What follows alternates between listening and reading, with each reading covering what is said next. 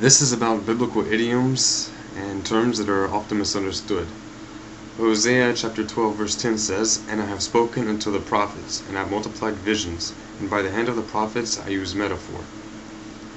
Although certainly the Bible is to be understood literally in many places, and is to be taken seriously, and not just considered a book of giant metaphor without any literal meaning, one should not think that it is totally devoid of metaphors and symbolism. There are certain terms, when used in particular ways, that are not intended to be taken literally. For example, Isaiah chapter 44 verse 8 says that the Almighty is a rock, and it mentions in another place, such as Psalm chapter 91 verse 1, that he has a shadow. Of course, these are only idioms, I hope one understands. Another example is Psalm chapter 51 verse 1, where he is said to have wings and even feathers in Psalm 91 verse 4.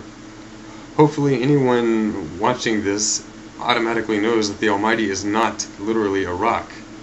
Heaven forbid. To worship a rock would be idolatry. This is the very thing the Bible is against. And if one wants to take this literally, then we should ask, since when do rocks have feathers?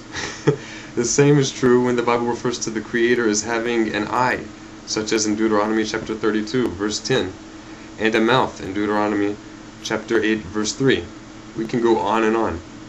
Sometimes it even says I in singular, such as Zechariah chapter 2 verse 8, and then in another place it says eyes in plural, such as Deuteronomy chapter 11 verse 12 or chapter 12 verse 28.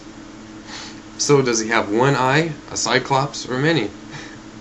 Like a spider. These are stupid ideas. Far be it that the Creator of time and space has need of an eye or a mouth or a body of any type.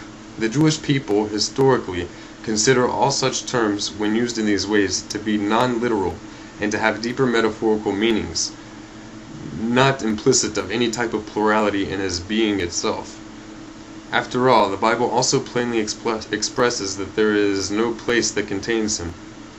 If he were to be literally housed in the container of a body or in the container of physical reality, in any type of form whatsoever, having one eye, a mouth, and however many fingers, then certainly he would also be contained in the heavens.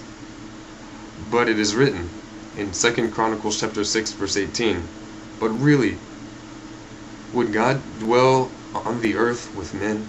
Behold, the heavens and the heaven of heavens cannot contain you. How much less this house, the temple, which I have built." That's from the hand of King Solomon. The Almighty asks in Isaiah chapter 66 verse 1, "What place could be my resting place?" We find in Isaiah chapter 46 verse 5, where it is asked rhetorically, "To whom will you compare me or consider me equal? To what will you consider me similar, that we may be compared?"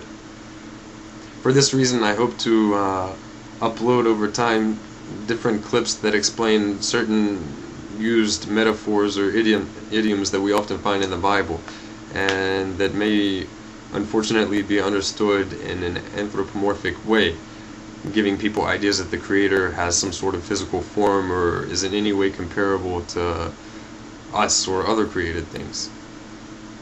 The main body of the explanations will be taken from the writings of Moshe ben Maimon, also called Rambam or Maimonides.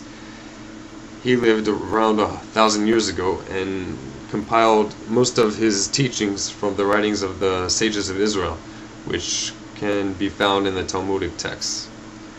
Anyway, I look forward to doing research in this and uploading it and hearing people's feedback.